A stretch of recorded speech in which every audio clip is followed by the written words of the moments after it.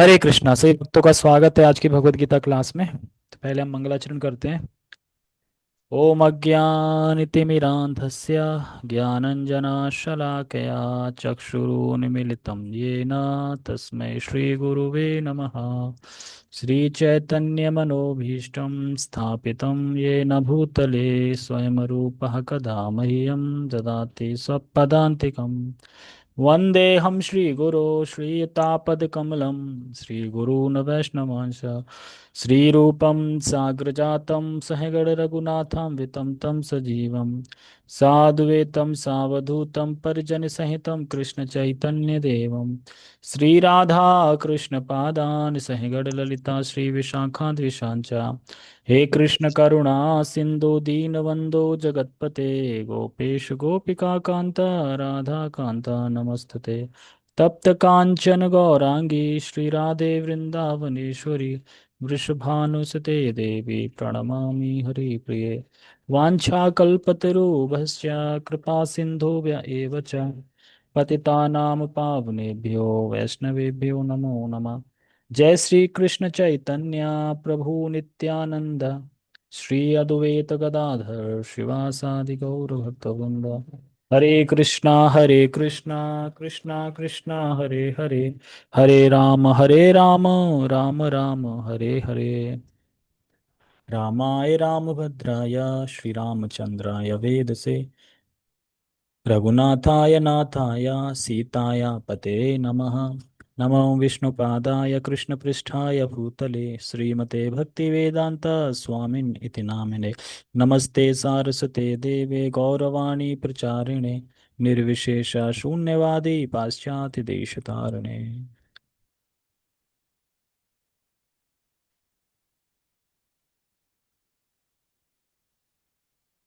हरे कृष्णा। तो सभी भक्तों का स्वागत है आज की भगवत गीता क्लास में। और हम धीरे धीरे धीरे धीरे कहाँ पहुँच गए हैं? हम भगवत गीता के तीसरे अध्याय पे हैं और श्लोक क्रमांक 33 जो आपको दिख रहा होगा सामने, हम 33 को आज पढ़ेंगे।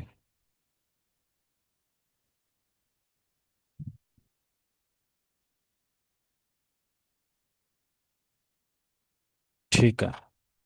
तो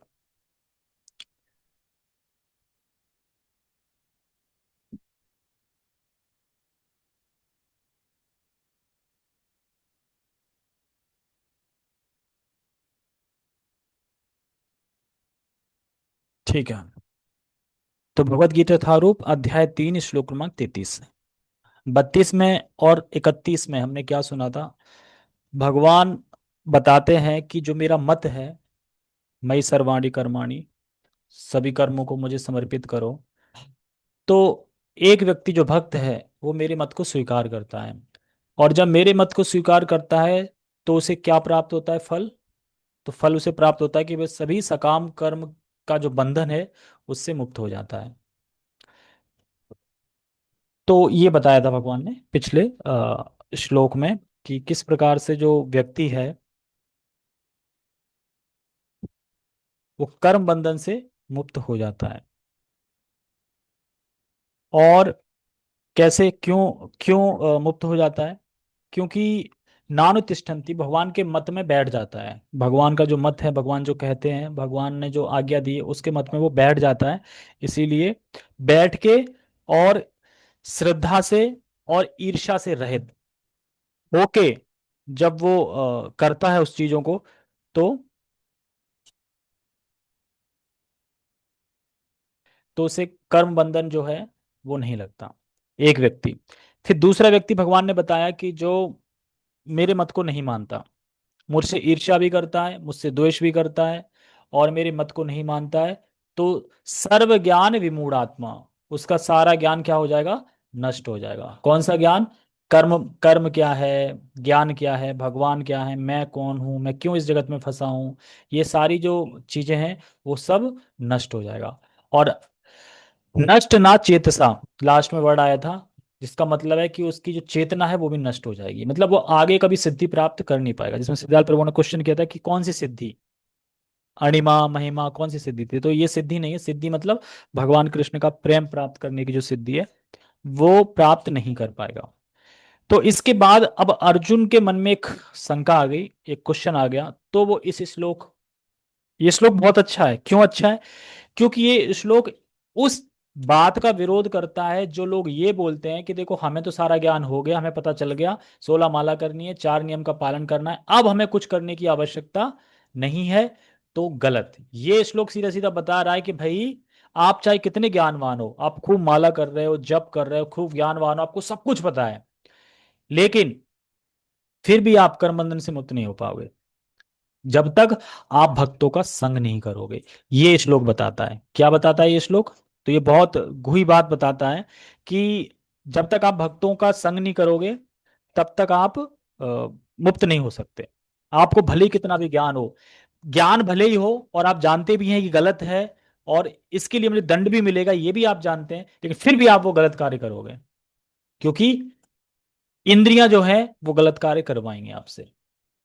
इसीलिए अगर आप भक्तों के संग में बने रहोगे तो भक्त आपको डांटते रहेंगे, पकड़ते रहेंगे, लाइन पे लाते रहेंगे, और धीरे धीरे आप पार हो जाओगे। क्योंकि भगवान भगवत गीता में कहते भी हैं 7.14 में, देवी ऐसा गुणमयी मम माया दुरत्या मामेव ये प्रपद्यन्ते माया मिताम तरंतते। मामेव ये प्रपद्यन्ते, जो मेरी शरण में आ जाता है उसके लिए फिर जो माया है वो तिरोहित कर लेता हूँ। माया फिर उससे कुछ कर नहीं पाती उस व्यक्ति का। तो हम भगवान की शरण में जाने का मतलब क्या है? भगवान की शरण में जाने का मतलब है भगवान के भक्तों की शरण में जाना। जो शुद्ध भक्त हैं, जो जो अनन्य भाव से भगवान की सेवा कर रहे हैं, भक्ति में लगे, उनकी शरण में जाना है। आप भगवान की शरण में कैसे जाओगे बताओ? भगवान को आप फील नहीं कर पा रहे हो, भगवान तो एक विग्रह के रूप में है आपके सामने। आप शरण में जाने का मतलब क्या होता है? भगवान के शरण में जाने का मतलब ये है कि भगवान की गोद में लेट जाओ या भगवान के चरणों पे सर रख दो, नहीं। भगवान के जो भक्त हैं उनसे गाइडेंस लो, उनसे पूछो मैं कैसे भक्ति में आगे बढ़ूं, और वो जो बोले वो करो, जो गुरु जो बोले वो करो। इसको बोलते हैं आश्रय लेना। इसीलिए जो स्कॉन है उसमें क्लासेस चलती हैं यूथ आश्रय। यूथ आश्रय, आश्रय मतलब आश्रय लेना। किसका आश्रय लेना? भगवान के भक्तों का आश्रय लेना, भगवान का आश्रय लेना, इस प्रकार से। तो ये जो श्लोक है ये इस चीज का विरोध करता है कि नहीं, आप अगर हिमालय चले जाओगे, पहाड़ में चले जाओगे, तब भी आप गलत करोगे। क्योंकि आगे श्लोकों में अर्जुन बोलेंगे भी कि ऐसा लगता है कि कोई जानबूझ के पाप करवा रहा है, कोई पाप में नियोजित कर रहा है। तो भगवान कहेंगे काम ऐसा रजोगुणा, मतलब जो काम है ये क्या है? रजोगुण है। ये रजोगुण की वजह से कराते हैं। तो भगवान ने अर्जुन को सब कुछ बता दिया कि जो मेरे मत के अनुसार चलता है वो सभी कर्मों से मुक्त हो जाता है, लेकिन जो मेरी निंदा करता है, ईर्ष्या करता है, वो नष्ट हो जाता है। तो अर्जुन अब कहें कि प्रभु आप तो मालिक हैं इस पूरे जगत के। जैसे एक इंडिया का एक राजा होता है और राजा के सम्राट होता है, और सम्राट के ऊपर तो आप हैं। अगर कोई इस जगत में कुछ गलती करता है तो उसे इसका भय रहता है कि अभी पुलिस मुझे आएगी, पकड़ेगी, जेल में डालेगी, यानी दंड का भय रहता है। तो जब उसे दंड का भय रहता है तो फिर वो गलत कार्य नहीं करता। क्यों? क्योंकि मुझे दंड मिलेगा। तो इसी प्रकार से जब जो ज्ञानवान व्यक्ति है, जो जानता है सब चीजों को, वो जानता है कि मुझे दंड मिलेगा, तो वो क्यों करेगा? तो आप दंड देंगे तो नहीं करेगा ना, तो धीरे धीरे ठीक हो जाएगा ना। तो भगवान इस श्लोक में कहते हैं कि नहीं, दंड तो मैं दूंगा, और दंड का भय भी है उसको, लेकिन भय भी उसका कुछ नहीं कर पाता, क्योंकि वो जानता है कि मैं गलत कर रहा हूं, फिर भी कर लेता है। तो फिर क्या करें? जो ज्ञानवान है, दंड भी मिल रहा है, जानता भी है दंड होगा, लेकिन भय भी है, फिर भी कर रहा है, तो उसका कैसे उद्धार होगा? तो भगवान ये श्लोक बोलते हैं कैसे होगा? अगर वो मेरे भक्तों के आश्रय में जाएगा, भक्तों का संग करेगा तो होगा। ठीक है, तो अब हम श्लोक पढ़ते हैं। भगवद गीता यथारूप अध्याय 3 श्लोक क्रमांक 33। सदृशं चेष्टते स्वस्यः प्रकृते ज्ञानवानपि प्रकृतिं यान्ति भूतानि निग्रह किं करिष्यति। सदृशं चेष्टते स्वस्यः प्रकृते ज्ञानवानपि प्रकृतिं यान्ति भूतानि निग्रह किं करिष्यति। सदृशं चेष्टते स्वस्यः, यानी अपनी प्रकृति, यानी अपने स्वभाव के अनुसार। सदृशम चेष्टते स्वस्या, स्वस्या मतलब स्वभाव। हर किसी व्यक्ति का एक स्वभाव होता है और उसी स्वभाव के अनुसार वो आगे जीवन में बढ़ता है।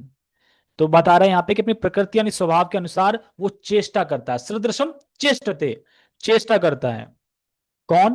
प्रकृति ज्ञानवान अपि, मतलब जो प्रकृति यानी जो स्वभाव है, सारा कुछ नॉलेज है उसको, ज्ञानवान है जो, जिसने जो जानता है कि मैं आत्मा हूं, शरीर नहीं है, भगवान है, ये सब कुछ जानता है। भागवतम भी पढ़ रहा है, माला भी कर रहा है, सब कुछ कर रहा है। तो कह रहे हैं प्रकृति ज्ञानवपी। फिर नीचे की लाइन में कह रहे हैं प्रकृतिम यान्ति भूतानि निग्रह किम करिष्यति। यानी वो व्यक्ति प्रकृति के अनुसार सारे कर्म या कार्य करता है, जो जीव है वो प्रकृति के नियमानुसार सारे कार्य करता है। यान्ति यानी उसी में, यान्ति मतलब यानी उसी में जाते हैं जो कार्य है। यान्ति का यहाँ पे शिला प्रभुपाद जी ने क्या दिया है, यान्ति, हाँ यान्ति मतलब, एक सेकेंड, यान्ति मतलब प्राप्त होते हैं। किसको?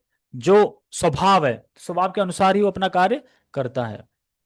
जो एक जीव है, जो एक व्यक्ति है, वो स्वभाव के अनुसार ही अपना कार्य करता है।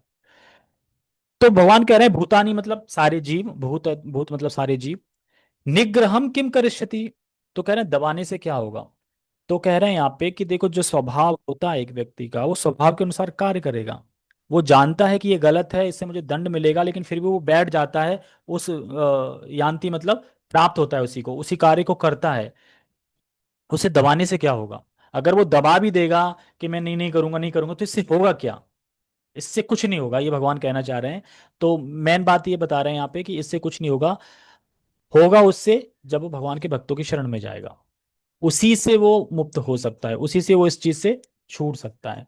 इसलिए जो स्वभाव है, उस स्वभाव को त्यागने के लिए भगवान कभी नहीं कहते हैं। जो भी आपका स्वभाव है, उस स्वभाव को भगवान की सेवा में लगाने के लिए भगवान कहते हैं। फॉर एग्जाम्पल, एक क्षत्रिय है, तो क्षत्रिय रजोगुण में रहता है। अब उसका स्वभाव क्या है, मतलब युद्ध करना। तो भगवान ये नहीं कहते कि अब युद्ध त्याग दो। भगवान ये कहते हैं इस युद्ध को मेरी सेवा में लगा दो। कोई कोई ब्राह्मण है, तो ब्राह्मण का स्वभाव क्या है, यठन पाठन यजना याजन, ठीक है, लेना देना और पठन पाठन करना। तो भगवान ये नहीं कहते इसको त्याग दो, भगवान कहते हैं इसको मेरी सेवा में लगा दो। यानी अपने स्वभाव को भगवान कहते हैं कि मेरी सेवा में लगा दो। इसीलिए स्वभाव को त्यागने के लिए भगवान कभी नहीं कहते हैं। यानी शास्त्र के अनुसार जो चले, मतलब जो चलाया जाए, वो स्वभाव भगवान की सेवा में लग जाता है। लेकिन अब चक्कर क्या है कि हम भक्ति से पहले अनंत अनंत जन्मों से, कोटि कोटि अरबों सालों से हमारा गलत कार्य करने का स्वभाव बना हुआ है। इसीलिए उस स्वभाव के अनुसार हम आगे बढ़ते हैं। लेकिन हमें सब ज्ञान भी हो गया है। अब जब ज्ञान हो गया तो हम डरते भी हैं, लेकिन स्वभाव बना हुआ है इसलिए करते भी हैं। तो स्वभाव कैसे बदलेगा, वही वो स्वभाव बदलेगा भगवान के भक्तों के जब हम शरण में जाएंगे तब बदलेगा।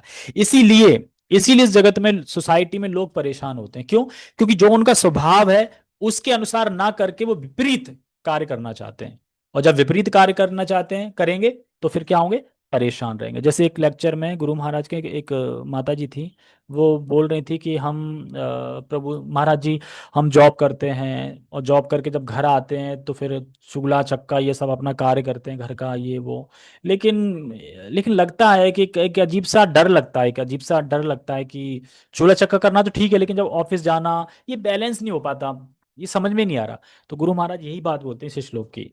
स्वभाव क्या है स्त्री का, ये तो आपको पता नहीं, और अब जॉब करने चले हो। अब आप जॉब कर रहे हो, गूगल में करती है माता जॉब, तो गूगल में तो जाहिर सी बात है बहुत रिस्पॉन्सिबिलिटी भी होगी। तो कहने का मतलब ये है कि स्त्री का स्वभाव क्या होता है, वो घर में रहे, बाल बच्चों को देखे, पति की सेवा करे, और सारी चीजें प्रोवाइड करे पति को, ताकि पति अच्छे से भक्ति कर पाए।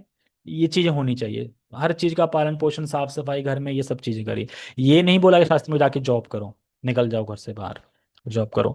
इसीलिए परेशान रहते हैं, और फिर कहते हैं परेशान है, बैलेंस नहीं हो पा रहा है, इधर से अब समय ही नहीं मिल पाता है, बिल्कुल भी बच्चों के लिए समय नहीं मिल पा रहा है, क्योंकि जॉब से आके तुरंत काम करके थक गए, अब सो गए, सुबह फिर जॉब पे भाग गए, बिल्कुल समय ही नहीं मिल पा रहा है, क्या करें महाराज जी। तो महाराज जी कहते हैं पहले समझो शास्त्र के अनुसार कि स्त्री का स्वभाव क्या है, कैसे आगे बढ़ना चाहिए, क्या धर्म है स्त्री का। तो ये चीज समझते नहीं, इसीलिए क्योंकि जो लोग हैं उनको अपना स्वभाव ही नहीं पता कि मेरा स्वभाव है क्या, मैं करूं क्या। जब स्वभाव पता होगा तभी तो कार्य करेंगे। तो स्वभाव बताते हैं हमारे गुरु, स्पिरिचुअल मास्टर। जब आप स्पिरिचुअल मास्टर के पास जाएंगे, वो बताएंगे आपका स्वभाव क्या है, और आपके स्वभाव के अनुसार वो आपको सेवा में लगाएंगे। इसीलिए आप इस्कॉन में देखना कि हर व्यक्ति, मूर्ख से मूर्ख हो, इंटेलिजेंट से इंटेलिजेंट हो, हर कोई डिफरेंट डिफरेंट सेवा में लगे हैं। क्यों? क्योंकि गुरु जानते हैं इसको किस किस कौन सी सेवा में लगाना है। गुरु बोलते हैं कि देखो, आप प्रचार मत करो, आप ऐसा करो, आप कुकिंग की सेवा करो। और जो कुकिंग की सेवा में मन होगा उसे कहेंगे नहीं नहीं, आप कुकिंग की सेवा मत करो, आप प्रचार करो। क्योंकि गुरु देख पाते हैं इसका स्वभाव क्या है, ये किस स्वभाव में आगे बढ़ पाएगा। उसी स्वभाव के अनुसार फिर गुरु सेवा में लगा देते हैं उसको। तो कहने का मतलब ये है कि अर्जुन से भगवान कहते हैं कि अर्जुन, तुम सही कह रहे हो कि दंड मिलने का भय रहता है, लेकिन फिर भी लोग क्यों करते हैं गलत? क्योंकि दंड से कुछ होगा नहीं, भय से कुछ होगा नहीं। क्योंकि उसे ज्ञान तो रहता है गलत है गलत है गलत है, लेकिन फिर भी वो करता है। क्यों? क्योंकि उसका स्वभाव बना है और स्वभाव के अनुसार ही वो कार्य करता है। यानी स्वभाव बहुत पावरफुल है। आप ये समझ लीजिए कि हमारा जो स्वभाव है वो इतना पावरफुल है, इतना पावरफुल है कि अगर कोई आप जप भी कर रहे हो, तप कर रहे हो, यज्ञ कर रहे हो, तपस्या कर रहे हो, तीर्थ स्थान में जा रहे हो, स्नान कर रहे हो, आप शास्त्र पढ़ रहे हो, आप निष्काम कर्म योग कर रहे हो, ये कोई भी कार्य आपकी मदद नहीं कर सकते। क्योंकि शास्त्र का जो सिद्धांत, जो ज्ञान है कि मैं आत्मा हूं, मैं शरीर नहीं हूं, मुझे ये करना चाहिए, याद रखना जब भूख लगती है ना, तो आपका ये ज्ञान तिरोहित हो जाता है कि आप आत्मा हो।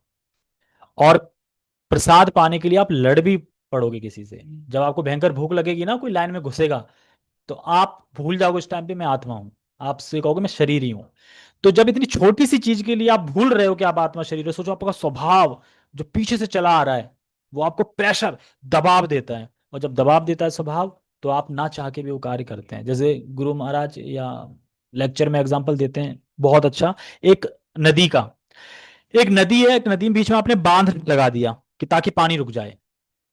तो बांध कब तक पानी को रोक लेगा? क्योंकि पानी तो पीछे से प्रेशर चला आ रहा है, यानी स्वभाव तो पीछे से चला आ रहा है। तो वो क्या करेगा? जड दे के बांध को तोड़ देगा और निकल आएगा। लेकिन एक जो समझदार व्यक्ति है, जो कृष्णा कॉन्शियस व्यक्ति है, वो क्या करता है? वो उसकी जो जो धारा है नदी की, वो सिर्फ उसको मोड़ देता है सिर्फ कृष्ण की तरफ। और मोड़ देता है तो फिर मुड़ के चलने लगती है। और रोक नहीं सकते आप उसको, आप उसे मोड़ सकते हो। तो इसीलिए अपने स्वभाव को मोड़ना है भक्तों के संग में आके। उसको आप बंद नहीं कर सकते, स्वभाव को नष्ट नहीं कर सकते, सिर्फ मोड़ सकते हैं। तो इसीलिए स्वभाव है जो प्रकृति का, वो बहुत पावरफुल है, बहुत ज्यादा।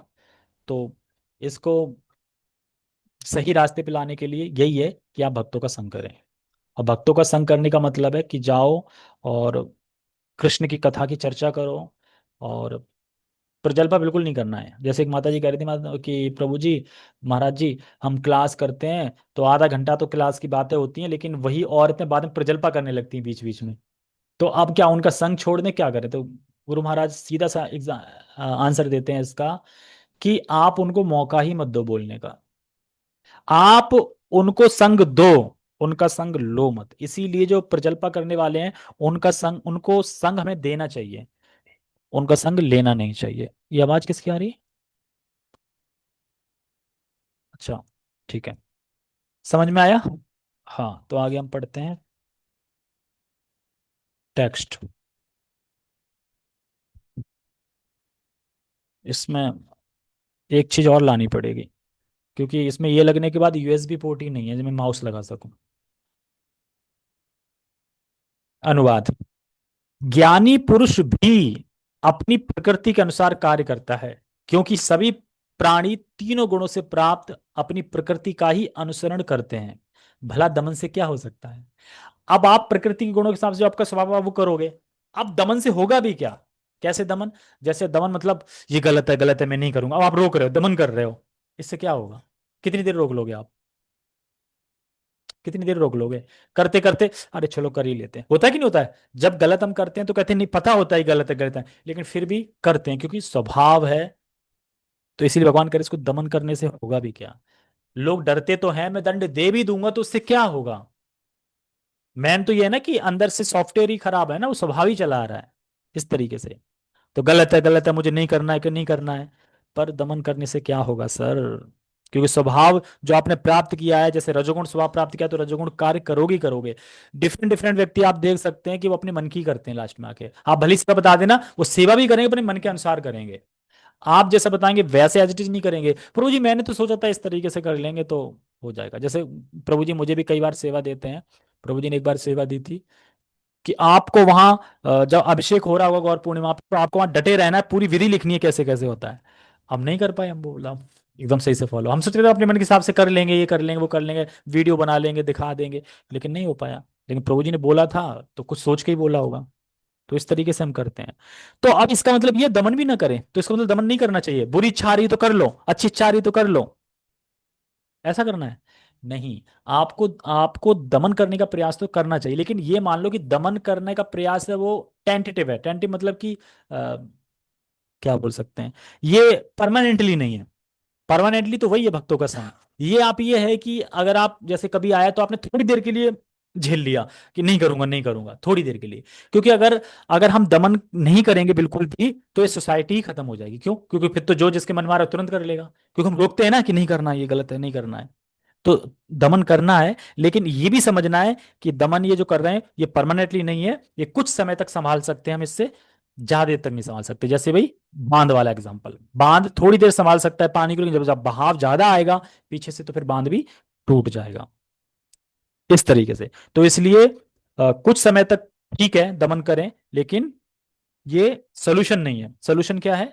हृदय की शुद्धि। जब आपका हृदय शुद्ध होगा, और हृदय शुद्ध होगा भगवान की सेवा से, भगवान के भक्तों के संग से, नाम जप से, हरि नाम से, कीर्तन से, श्रवण से, इन सब से जब आपका हृदय शुद्ध होगा धीरे धीरे, जब हृदय शुद्ध होगा तो आपका स्वभाव बदल जाएगा। देखा है ना, एक लोहा अग्नि के संपर्क में आके एक टाइम पे आके लोहा अग्नि बन जाता है। उसी प्रकार से आप जब भक्तों के संग में रहोगे तो धीरे धीरे आपके अंदर वो भक्त वाली क्वालिटी आ जाएंगी। आ, ठीक, अभी याद नहीं आ रहा, अब जब याद आएगा तब बताऊंगा। तात्पर्य,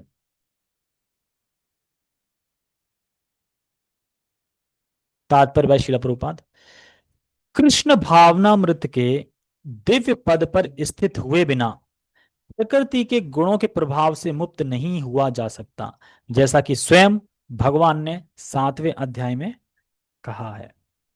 क्या कहा है 7वें अध्याय के 14 श्लोक में?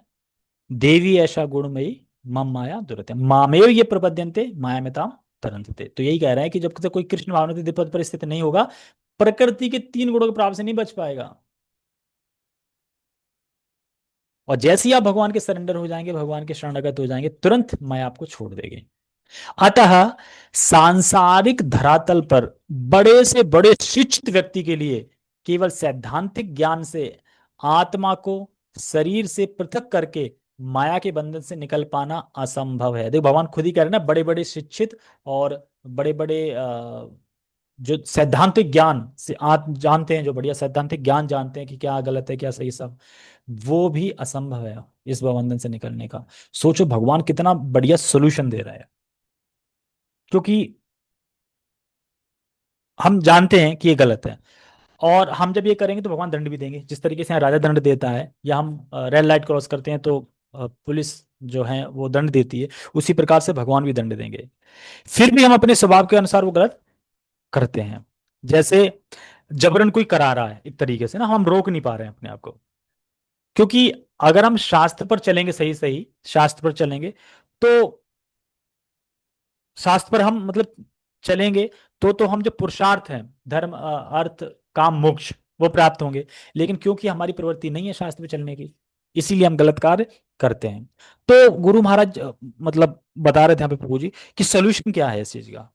तो सोल्यूशन देखो बहुत अच्छा बता रहे थे। देखो, जिस व्यक्ति को सत्संग प्राप्त नहीं है, सत्संग मतलब भक्तों का संग प्राप्त नहीं है, और शास्त्र का ज्ञान तो है उसे, मतलब भक्तों का संग प्राप्त नहीं पर शास्त्र का ज्ञान प्राप्त है, तो भी उसे दंड देने से क्या प्रयोजन सिद्ध होगा? क्यों? क्योंकि जो दंड है वो वो दंड पूरा अपनी अगर ताकत लगा ले, तब भी उसकी जो दुर्वासना का नाश नहीं कर सकता।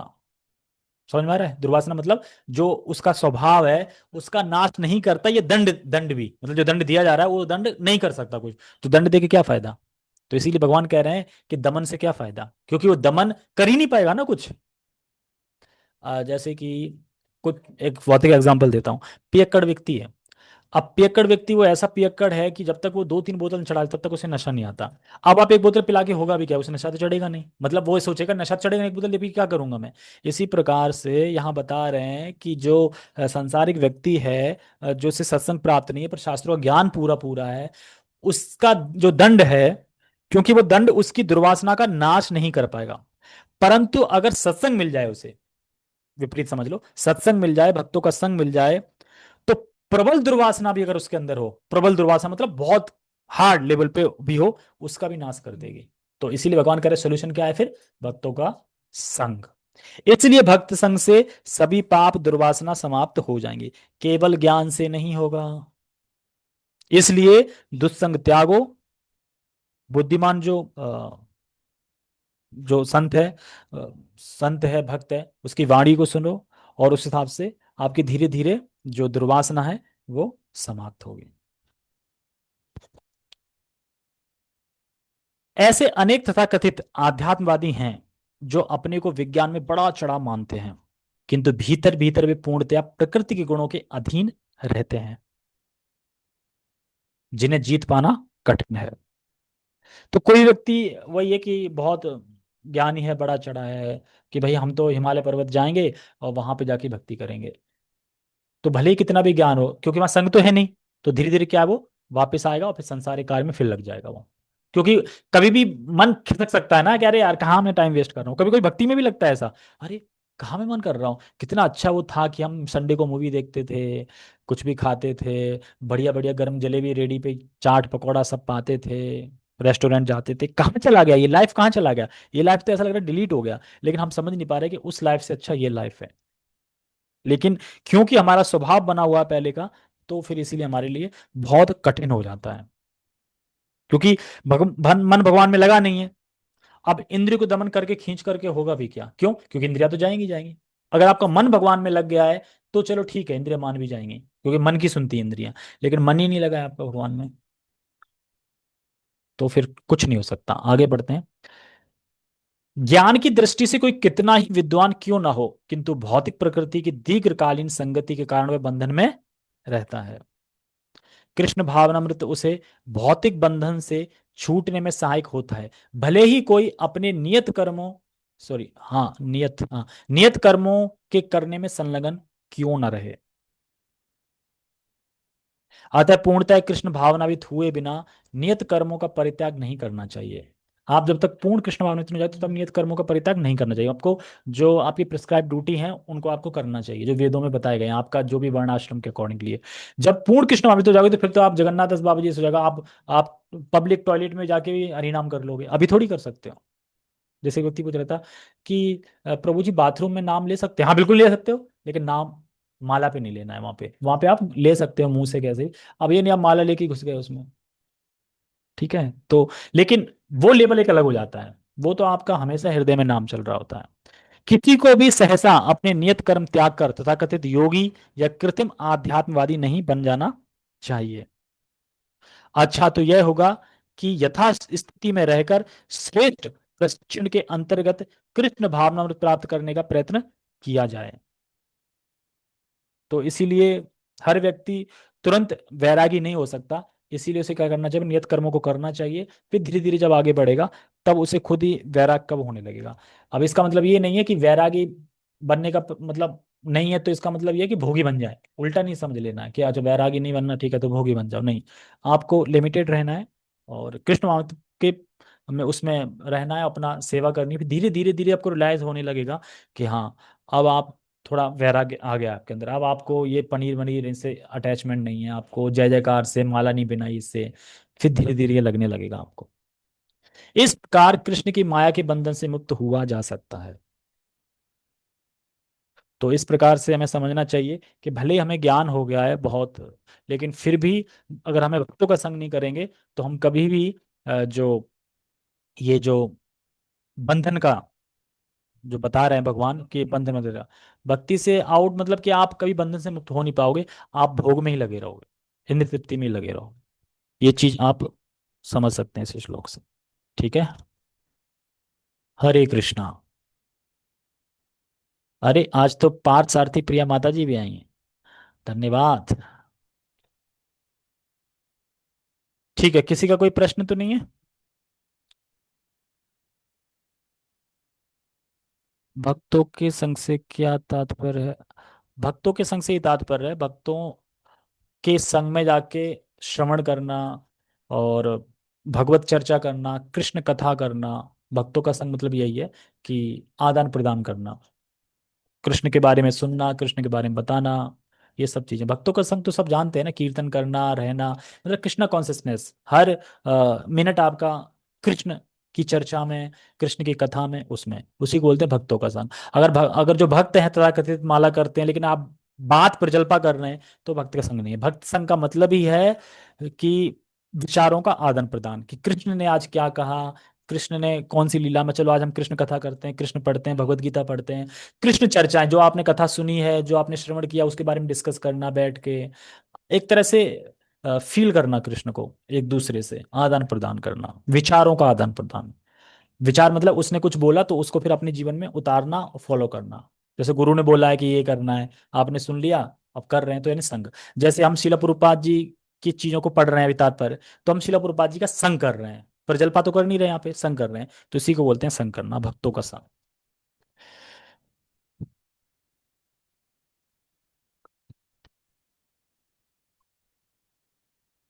वो तो हम 1 घंटा करते हैं। क्या मतलब 1 घंटा करते हैं? मतलब केवल कथा सुनना नहीं, कथा सुनना नहीं, अब कृष्ण चर्चा, एक विचार होता है ना कृष्ण कथा का। मान लो आपने कथा सुनी, उसके बाद कोई भक्त मिल गया, तो आप ये कहोगे और सब्जी कैसी बनी थी, और ये कैसे बना था, और आपके गांव में सब कैसे हैं भाई, आप ये बोलोगे आज आज कृष्ण कथा में वो पॉइंट सुना आपने, कितना अच्छा पॉइंट था, हाँ, तो हम कैसे अपने जीवन में उतार सकते हैं इस पॉइंट को। मनन करना, आपस में बातें करना, मतलब चर्चा करना कृष्ण कथा की। अरे जैसे पियक्कड़ लोग पीने की बातें करते हैं ना, जुआरी लोग जुए की बात करते हैं ना, ऐसे भक्त लोग भक्ति की बात करते हैं, कृष्ण की बात करते हैं, इजी है बिल्कुल। वो तो हम 1 घंटा करते हैं, तभी तो पाप करना हो पाता। मैं समझा नहीं क्या कह रही हैं आप, वॉइस मैसेज में बता दो। हरे कृष्णा प्रभु जी। हरे जैसे हमने कृष्ण। सुना कि हमें भक्तों का संग ग्रहण करना चाहिए, और जो हम दूर रहते हैं तो हम केवल कथा के माध्यम से ही भक्तों का संग कर पाते हैं, या फिर हमारे मन में कोई प्रश्न होता है या किसी विपत्ति में होते हैं तब हम संग कर पाते हैं। पर जब हम कोई गलत कार्य कर रहे होते हैं या हमें पता होता है कि अनुचित है, मान लीजिए मैं किसी पर चिल्ला रही हूँ या फिर मैं क्रोध कर रही हूँ व्यर्थ ही, तो उस समय तो हमें कोई नहीं समझा रहा होता है, और बुद्धि भी स्वीकार करने के लिए तैयार नहीं होती है कि ये गलत कर्म है। उस समय तो हो जाता है, तो उसको हम कैसे बच सकते हैं, उससे वहां कैसे हम भक्तों की सहायता ले सकते हैं? भक्तों की सहायता हम ऐसे ही ले सकते हैं कि जैसे कि आप कह रहे हैं कि, अरे यार, ये अच्छी दिक्कत है।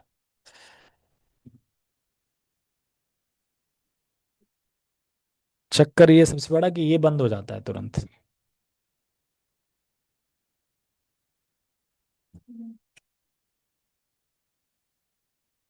जब तक इसे कनेक्ट करूंगा तब तक बंद ना हो जाए।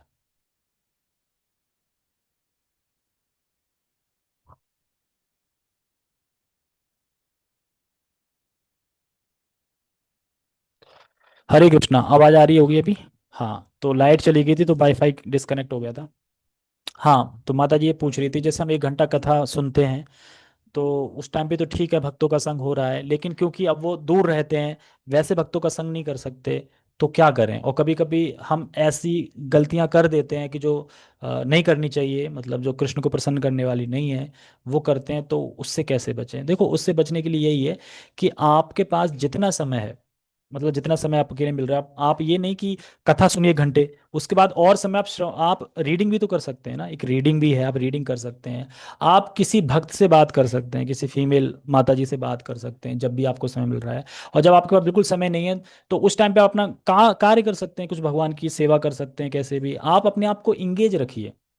अगर फ्री भी है, फिर भी कोई आ रहा है, आपने चिल्ला दिया इल्ला दिया, तो ये इतना बड़ा प्रजल्पा में या उसमें नहीं आ रहा है, वो बात एक अलग हो रही है, एक अलग लेवल पे। चलो ठीक है, चिल्ला दिया किसी बात को लेके, लेकिन फिर भी धीरे धीरे जब आप भक्ति में बढ़ते जाओगे, तो आपका चिल्लाना ये सब धीरे धीरे अपने आप ही कम होने लगेगा, क्योंकि हमारा स्वभाव है ना पीछे से, स्वभाव की हम चर्चा कर रहे हैं यहाँ पे, कि स्वभाव हमको दबाव डालता है पीछे से, प्रकृति गुणों के अनुसार कि ऐसा करो ऐसा करो। लेकिन जब हम भक्तों के संग में रहते हैं, भक्तों की वाणी को सुनते हैं, तो धीरे धीरे धीरे धीरे वो प्रभाव कम होगा। तो आप ऑनलाइन के माध्यम से तो आप लेते ही, आप सुबह 1 घंटे क्लास कर रहे हैं, शाम को कर रहे हैं, और दिन में भी शायद आप करते होंगे क्लास। बाकी आप रीडिंग कर सकते हैं, बाकी कुछ भगवान की सेवा कर सकते हैं। सेवा कई प्रकार से हो सकती है भगवान के। आपके घर में विग्रह होंगे, आप कैसे भी सेवा कर सकते हैं। और अपनी चेतना को मतलब इस तरीके से करिए कि मुझे जब भी फ्री टाइम मिलता है तो उस फ्री टाइम में कुछ ना कुछ भगवान के लिए करूंगी। तो उस हिसाब से आप धीरे धीरे अपने टाइम को भगवान के लिए लगा सकते हो।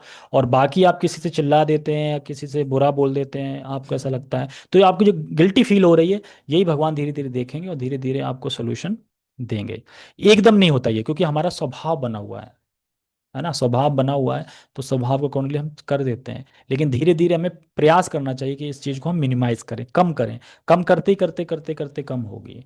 और जब भगवान की कृपा होगी तो आप फिजिकल भी भक्तों का संग कर पाएंगे, जैसे यात्रा वगैरह निकलेंगी या आगे चल के भगवान सब रास्ता दे देंगे। बस आप अपने मन में इच्छा रखो, भक्तों के संग करना, गुरु महाराज इत्यादि का दर्शन करना, ये सब चीज़ें, तो भगवान खुद ही विकल्प दे देंगे एक दिन। अभी जितना हो पा रहा है आप उतना अपने अच्छे से बेस्ट कीजिए, इसमें कोई प्रॉब्लम नहीं है, ठीक है।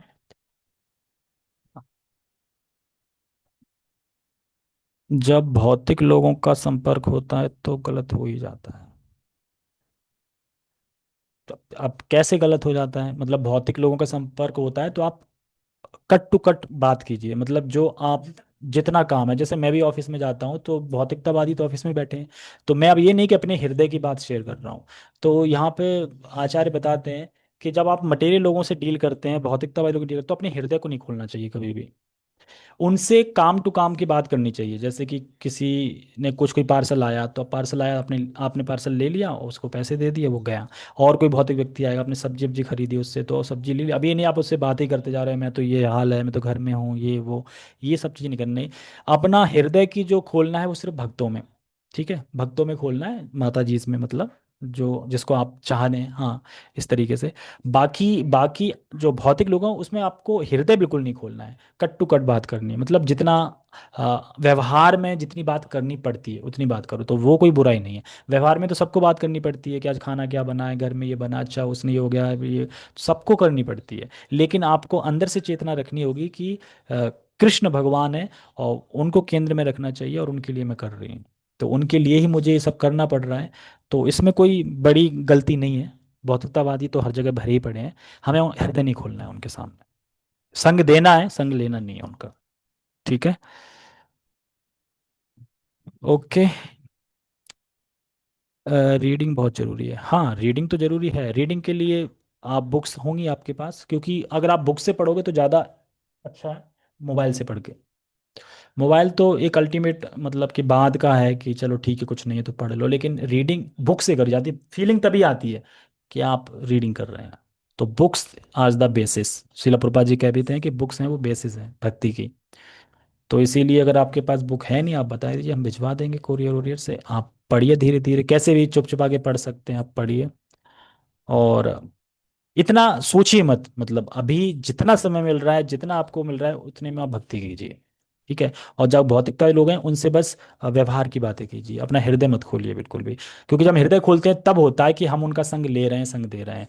जब हृदय नहीं खुलता है तो संग नहीं माना जाता, तो वो फिर एक औपचारिकता मानी जाती है कि एक समाज में रह रहे हैं तो बात करनी पड़ती है, इस तरीके से, ठीक है। हरे कृष्णा। जगत गुरु शिल प्रभुपाद की जय, श्रीमद् भगवद गीता की जय, निताय निताय गौर प्रेमानंदे, हरि हरि बोल।